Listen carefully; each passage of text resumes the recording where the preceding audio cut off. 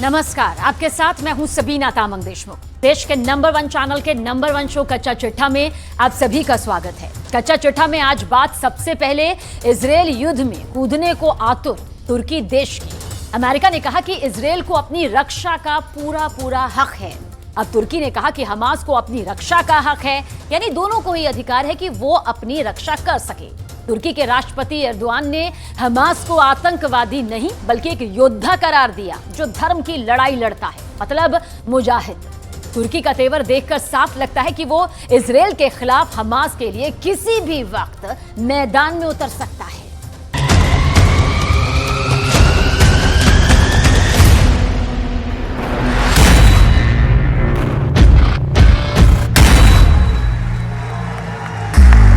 İsrail devletiyle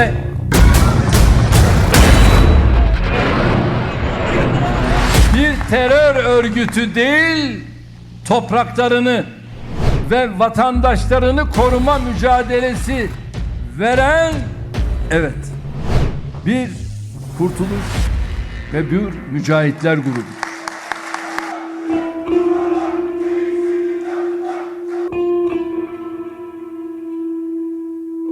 אתם מוכנים להמשך?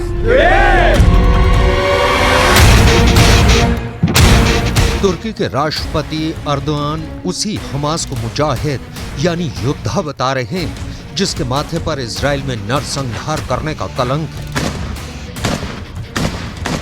ये वही Hamas है जिसने 7 अक्टूबर को इजराइल में घुसकर सैकड़ों लोगों का कत्लेआम किया, इजरायली और कई विदेशी नागरिकों को अगवा कर लिया।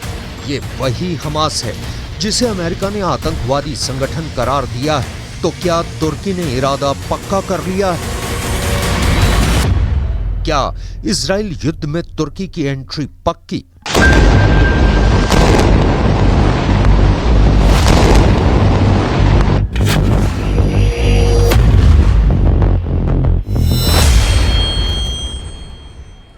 इस सवाल का जवाब सिर्फ तुर्की को इजराइल के जवाब में नहीं मिलेगा, बल्कि इजराइल के टारगेट पर उन 5 नामों में मिलेगा जिनकी बर्बादी के बिना इजराइल का इंतकाम पूरा नहीं होगा।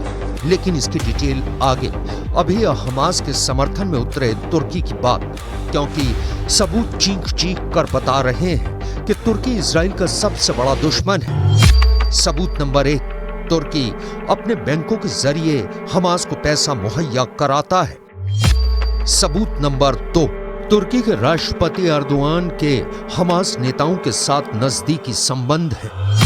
सबूत नंबर 3, अर्दोआन ने कई बार हमास नेताओं के साथ बैठकें भी की हैं, जिनकी तस्वीरें भी सोशल मीडिया पर मौजूद हैं। सबूत नंबर 4, तुर्की हमास नेताओं को पासपोर्ट भी जारी करता है ताकि वो विदेश यात्रा कर सके। सबूत नंबर 5, 2014 में हमास ने इस्तांबुल में अपना मुख्यालय स्थापित किया। इसके बाद से तुर्की हमास के लिए स्वर्ग बन गया है। सबूत नंबर 6, हमास का नेता इस्माइल हनिया अक्सर तुर्की आता जाता रहता है। उनके और उनके बेटे के पास तुर्की का पासपोर्ट है। सबूत नंबर 7, हमास के वेस्ट बैंक प्रमुख सालेह अल अरौरी भी इस्तांबुल में रहता है। अल अरौरी अमेरिका का प्रतिबंधित आतंकवादी है जिसके सर पर $5 मिलियन अमेरिकी डॉलर का इनाम है। इससे साबित होता है कि नेटो का सदस्य होते हुए भी तुर्की इजराइल को दुश्मन मानता है और उसके खिलाफ हमास की मदद करता रहता है।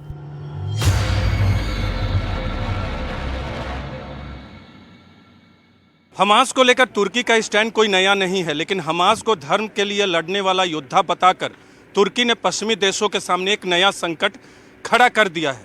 दरअसल तुर्की अगर हमास का समर्थन भी करता है तो क्या इसके लिए वो इजराइल से 2-2 हाथ करने को तैयार है, ये समझना बहुत मुश्किल है। दूसरी तरफ तुर्की नेटो का सदस्य है, लेकिन क्या हमास को समर्थन देकर वो सिर्फ मुस्लिम देशों से अपनी नज़दीकी को साबित करना चाहता है, या फिर उसका स्टैंड युद्ध की दिशा को कोई नया मोड़ दे सकता है?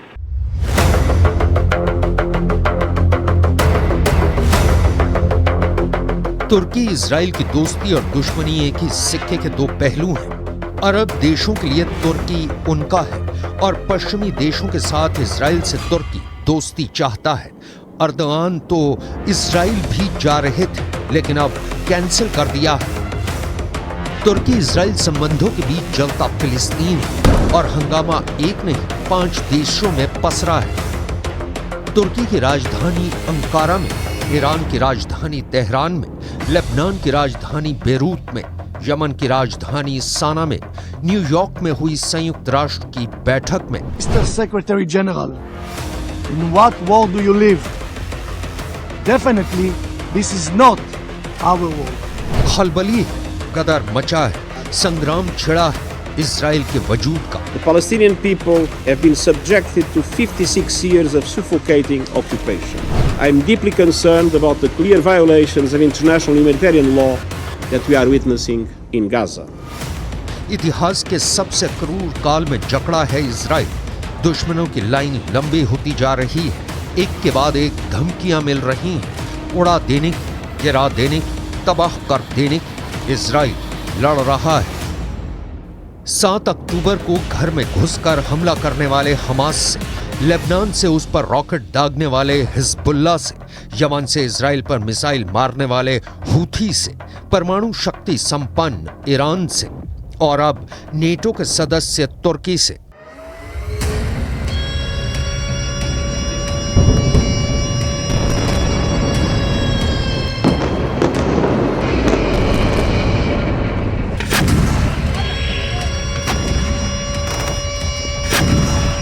गाजा पट्टी के खूनी गदर की कहानी की सबसे लेटेस्ट डिटेल बता रही है कि इजराइल के सुरक्षा बलों ने गाजा पट्टी में जमीनी हमले किए हैं, लेकिन बताया जा रहा है कि ये तो सिर्फ ट्रायल है। अमेरिका के कहने पर इजराइल गाजा पट्टी में घुसने से अभी गुरेज कर रहा है, लेकिन कब तक रुका रहेगा बता पाना मुश्किल है, क्योंकि इजराइल का अब सिर्फ हमास को नेस्त नाबूद करने का लक्ष्य नहीं है। इजराइल हमास के साथ हिजबुल्लाह का भी, हूथी विद्रोहियों का भी, ईरान को भी सदा के लिए सबक सिखाना चाहता है।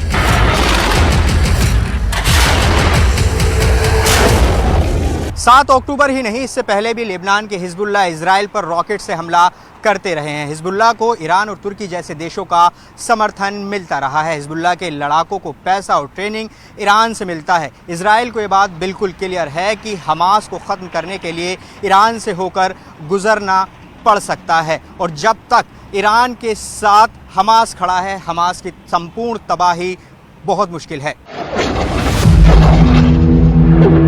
ग्राफिक्स के जरिए समझने की कोशिश करते हैं कि कैसे इजराइल एक तीर से 5 निशाना साधना चाहता है। असल में हमास को तुर्की और ईरान से समर्थन और पैसा मिलता है। हिजबुल्लाह की ABCD भी ईरान ही लिखता है। यमन के हूथी विद्रोहियों को भी शिया मुसलमान के नाम पर ईरान का समर्थन हासिल है। ईरान शिया मुसलमान बहुल देश है और तुर्की इजराइल के खिलाफ ईरान का समर्थन अरब देशों की एकता के नाम पर करता है। मतलब पांचों एक दूसरे से फेविक्विक के माफिक जुड़े हुए हैं। इजराइल इसलिए इन पांचों को एक साथ निपटा देना चाहता है। तुर्की ने इजराइल के साथ अब तक क्या किया है, इसकी डिटेल आपको दिखाएंगे। उससे पहले इजराइल और गाजा पट्टी दोनों जगहों पर मातम की तस्वीरें देख लीजिए। ये तस्वीरें इजराइल के दक्षिणी हिस्से की हैं। मौतों के बाद अब दफनाने की बारी है।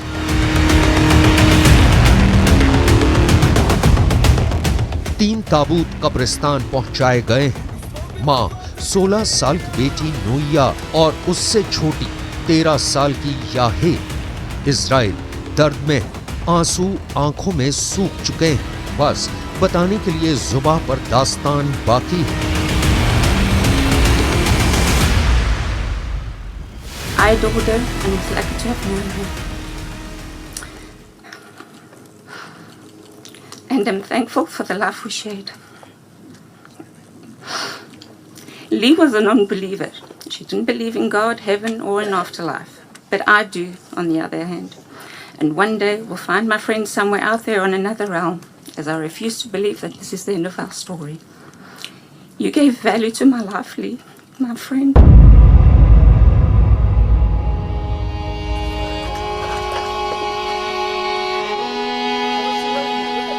अपनों को इजराइल दफन करने के लिए मजबूर है और ठीक यही दृश्य गाजा पट्टी में है।